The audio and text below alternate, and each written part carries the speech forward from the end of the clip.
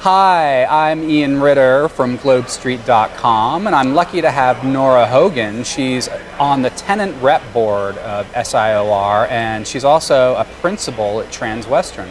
Nora, thanks for coming by the booth. It's my pleasure. Thanks so much for having me. I appreciate it.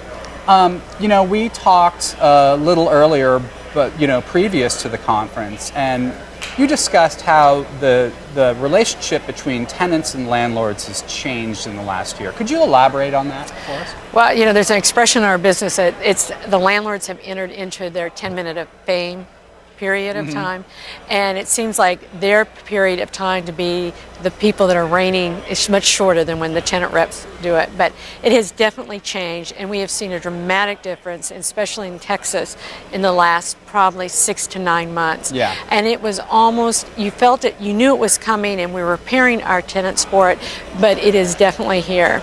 And the relationship is that tenants can no longer get what they want. They are no longer in the driver's seat, and as they are still living, some of them thinking that they can do what they got a year and a half or 2 years ago, and they talk to their friends and they said, I got this tremendous deal, but when you ask when the tremendous deal was done, it was done 3 years ago. Yeah. So it totally has changed. Yeah. How does that affect your business? Well, it can have either a positive or negative impact on it. One of the things is when I'm talking to clients, I have to stress speed.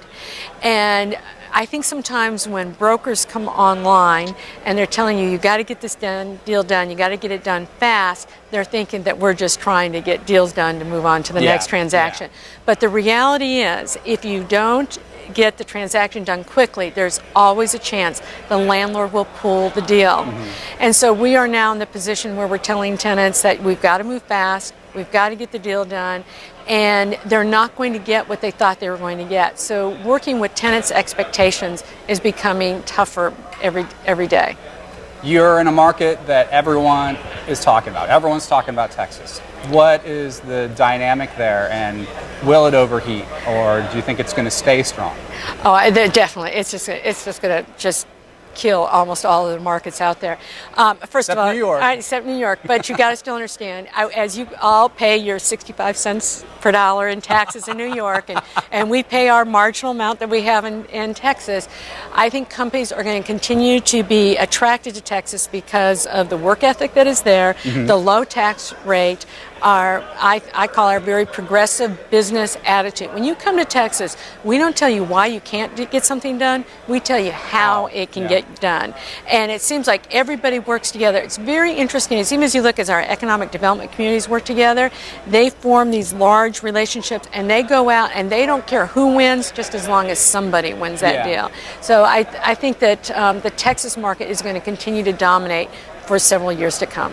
Great. And the Texas example is kind of an extreme, but commercial real estate as a whole has seemed to improve quite greatly, but we still have economic uncertainty going on. Do you think that's going to derail what's happening with the commercial real estate rebound?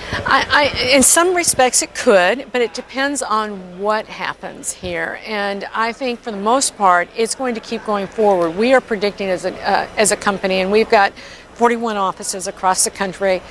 We see the next 2 to 4 years just being an upward trend for us. Now, barring any national catastrophe, we think it's going to continue to be a great market. So we see recovery happening in some of our other tertiary cities, and we just think, again, we just let it out, and we will probably lead it back in, but everybody else will follow us back in. And so that whole pattern is probably we've got 4 to 5 good years ahead of us. Fabulous. Good news. Thank you, Nora. Thank you so much. I appreciate it. I enjoyed it. And thank you for tuning in to SIOR Live.